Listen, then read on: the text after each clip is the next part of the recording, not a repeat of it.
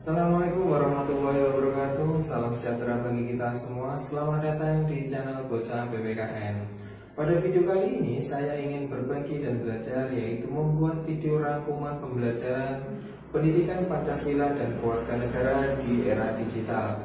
Dan tidak lupa kata yang selalu memotivasi saya, yaitu bisa karena terbiasa.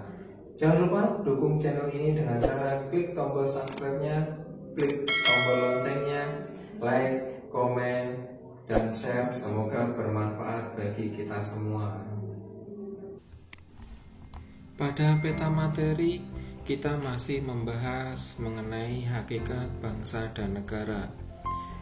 Pada kali ini kita membahas pada subbab B, yaitu hakikat negara. Yang di dalamnya nanti akan kita bahas, yaitu yang pertama pengertian negara, selanjutnya ada unsur-unsur negara, ada tujuan negara, fungsi negara, serta terjadinya negara, dan yang terakhir adalah bentuk negara. Selanjutnya kita menuju materi pembahasan. Pada hakikat negara, kita sebagai makhluk sosial harus memenuhi setiap kebutuhan dalam bertahan hidup. Pemenuhan tersebut dilakukan dalam suatu wadah atau organisasi, yaitu yang disebut bangsa atau negara. Yang pertama terdapat pengertian negara.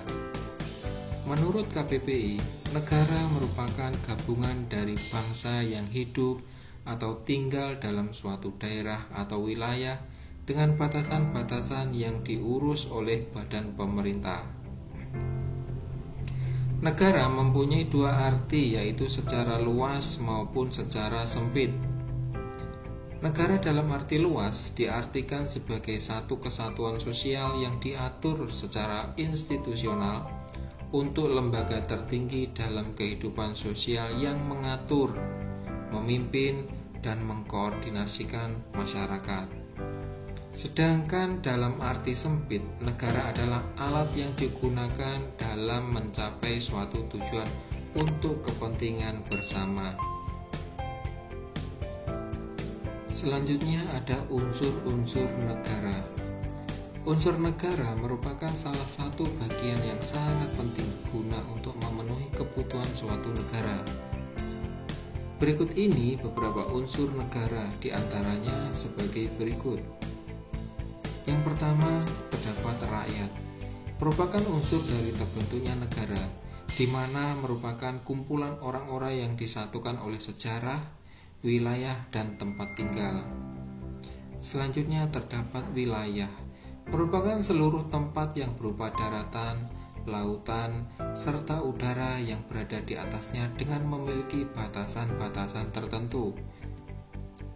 Selanjutnya ada pemerintahan yang berdaulat, merupakan suatu pemerintahan yang memiliki kekuasaan tertinggi guna mengamankan, mempertahankan, mengatur, dan melancarkan sesuatu tatanan pemerintah yang utuh.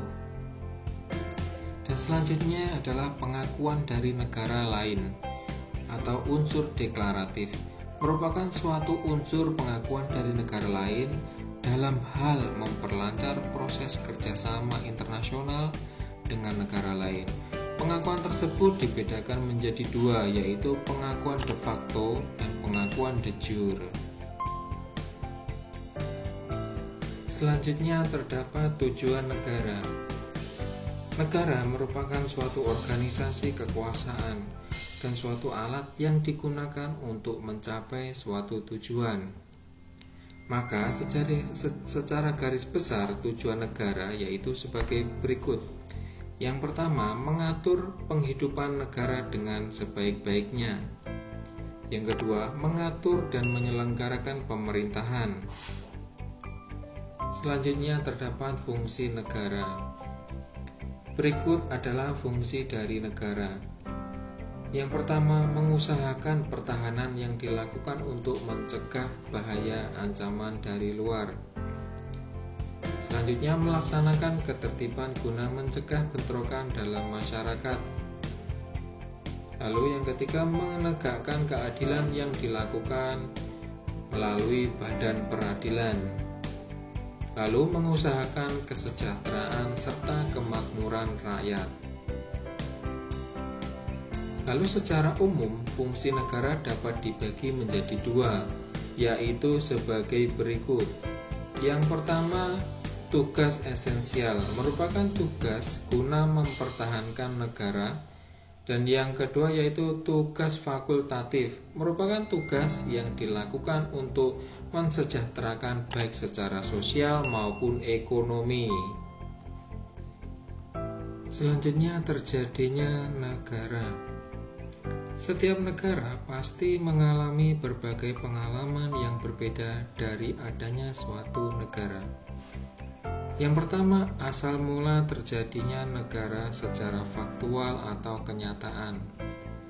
Asal mula terjadinya atau terbentuknya suatu negara secara faktual digolongkan menjadi beberapa, yaitu yang pertama adanya penduduk, yang kedua penyerahan, yang ketiga penaikan, yang keempat peleburan, yang kelima proklamasi, yang keenam pembentukan baru, yang terakhir pencoplokan atau penguasaan. Yang B, asal mula terjadinya negara secara teoritis. Cara ini digunakan untuk mengetahui terjadinya negara secara teoritis atau yang disebut teori terbentuknya suatu negara. Teori-teori tersebut dapat digolongkan sebagai berikut. Yang pertama, penduduk, lalu ada penyerahan, lalu ada penaikan, dan yang terakhir peleburan. Selanjutnya, asal mula terjadinya negara berdasarkan proses pertumbuhan. Merupakan cara mengetahui tahapan-tahapan perkembangan suatu negara, dimulai dari asal mula negara, proses pertumbuhan hingga mencapai bentuk suatu negara. Teori berdasarkan pertumbuhan ini dibedakan menjadi dua, yaitu yang pertama secara primer. Bisa dilihat dari paling sederhana sampai ke evolusi ke tingkat yang lebih maju. Berikut adalah tahap-tahap pertumbuhannya, yaitu sebagai berikut. Yang pertama suku, persekutuan masyarakat, lalu ada kerajaan, lalu ada negara rasional, lalu ada negara demokrasi. Selanjutnya bentuk negara. Berikut adalah bentuk-bentuk negara berdasarkan teori. Yang A, bentuk-bentuk negara berdasarkan teori negara modern, yaitu terdapat negara kesatuan. Negara kesatuan merupakan suatu bentuk negara merdeka dan berdaulat dengan suatu sistem pemerintahan pusat dalam mengatur secara keseluruhan. Yang kedua, negara serikat. Negara serikat merupakan bentuk dari negara gabungan dari beberapa negara bagian. Negara bagian ini merupakan negara yang merdeka, berdaulat, dan berdiri sendiri. Setelah menggabungkan diri dan membentuk suatu negara yang disebut dengan negara serikat, yang kemudian melepaskan negara tersebut lalu menjadi negara serikat. Selanjutnya, bentuk-bentuk negara berdasarkan orang yang memerintah dalam suatu negara. Berikut adalah bentuk-bentuk negara berdasarkan dengan jumlah orang yang memerintah dalam suatu negara. Yang pertama, monarki. Monarki mempunyai arti tunggal yang memiliki arti memerintah. Yang kedua, oligarki. Merupakan suatu negara yang dipimpin oleh beberapa orang. Lalu ada demokrasi. Negara demokrasi adalah bentuk negara yang dipimpin atau pemerintah tertinggi negara yang terletak di tangan rakyat. Sekian, terima kasih. Semoga pembelajaran hari ini bermanfaat bagi kita semua. Saya akhiri. Wassalamualaikum warahmatullahi wabarakatuh.